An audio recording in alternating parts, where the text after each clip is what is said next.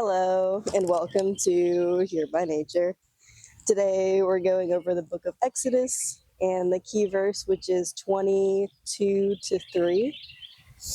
If you want to go ahead and flip to that in your Bible, I'm going to be reading from the English Standard Version Journaling Study Bible's introduction to the book of Exodus.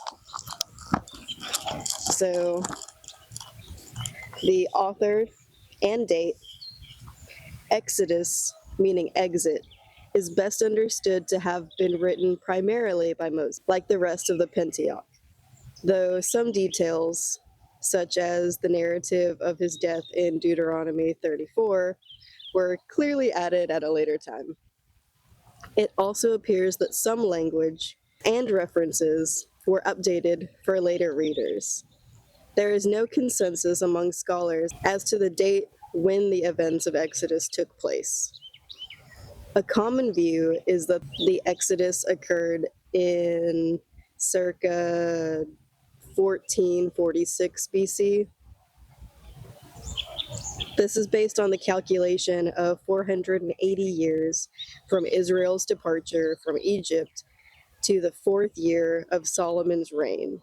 However, because Exodus 1:11 depicts Israel working on a city called Ramses, some scholars believe that this would mean that the Exodus occurred during the reign of Ramses II in Egypt, possibly around 1260 BC. The overarching theme of Exodus is the fulfillment of God's promises to the patriarchs. The success of the Exodus must be credited to the power and purpose of God, who remembers his promises, punishes sin, and forgives the repentant. The book highlights Moses' faithfulness and prayerfulness. There are 3 key themes: covenant promises, covenant mediator, and covenant presence. Covenant promises. The events and instructions in Exodus are described as the Lord remembering his covenant promises to Abraham. The promises extend to both Abraham's descendants and all the nations of the world. They include land, numerous offspring, and blessing. The fulfillment of these promises is rooted in Israel's covenant relationship with the Lord. Covenant mediator. Moses mediates between the Lord and his people. Through Moses, the Lord reveals his purposes to Israel and sustains his covenant relationship. Covenant presence. God's presence with his people is highlighted throughout the book of Exodus. The key verse, again, is 22 to 3, which reads, "I am the Lord your God, who brought you out of the land of Egypt, out of the house of slavery. You shall have no other gods before me." Are there any other bugs in my hair? The first key takeaway for the key verse is God's identity is the foundation of our obedience. Before giving any commands, God reveals who he is: Redeemer, Deliverer, and Covenant Lord. Obedience isn't rooted in obligation alone, but in relationship to the one who saves. The journal prompts for the first key takeaway are: where in my life have I clearly seen God bring me out of a place of bondage or struggle? Do I view God primarily as a rule giver or as a redeemer? How does that shape my obedience?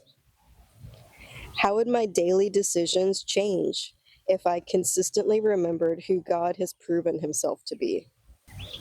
The second key takeaway for the key verse is deliverance calls for exclusive devotion. God's command to have no other gods flows directly from his act of deliverance. Freedom from slavery isn't just release, it's a call to wholehearted allegiance. The journal prompts for the second key takeaway are: what quote unquote other gods, distractions, priorities, dependencies compete for my devotion right now? In what subtle ways do I divide my loyalty between God and other things? What would it practically look like for me to give God first place in every area of my life? The third key takeaway for the key verse is: freedom is meant to lead to covenant living.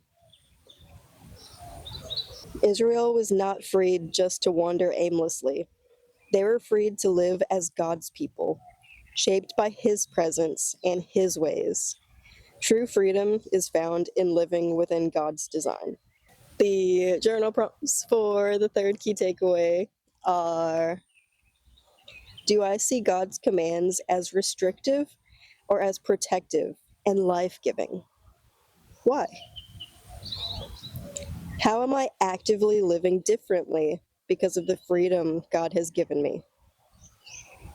What steps can I take today to align my life more fully with God's covenant and calling?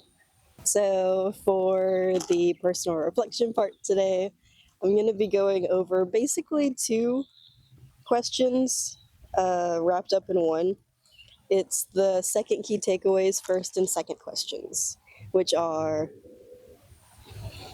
what other gods compete for my devotion right now? And in what subtle ways do I divide my loyalty between God and other things? So, oh, that's a pretty bird. Speaking of distractions, um, right now in my life, I'm spending like 12 hours asleep, and then I'll even take naps. And that's me saying that I'm allowing sloth, one of the seven deadly sins, to kind of take hold of my life. But I am taking the steps to look into it a little bit more. At first, I thought that it was, and it probably was, one of the medicines that I was on. And we took that one out, but I'm still tired, like very, very tired. And like even right now, I'm probably about to yawn. Speaking of being tired, oh my goodness. But yeah, and I just woke up after sleeping for 12 hours. All of that aside, I'm taking the steps to look into it. I've told my doctor, like, hey, I'm still sleeping a lot, taking naps, and like all of these things. So she's like, well, let's do another blood workup on you and check your B12 levels and a bunch of other stuff. So even though I'm probably going to be put on even more medicine, it could actually lead to me being on that medicine instead of the head medicine that I'm on right now. So hopefully that's the case, and I can go into a kind of more natural healing process on like B12, vitamin D, whatever thyroid medicine I'm sure I'm going to have to be put back on. So, yeah. All of that to say, probably for this past year, so January to we're in May now, I've been letting sloth get the better of me. And that is really hard to admit, but there are a lot of areas where I'm just kind of scraping by. And it stinks because I know that I could do better.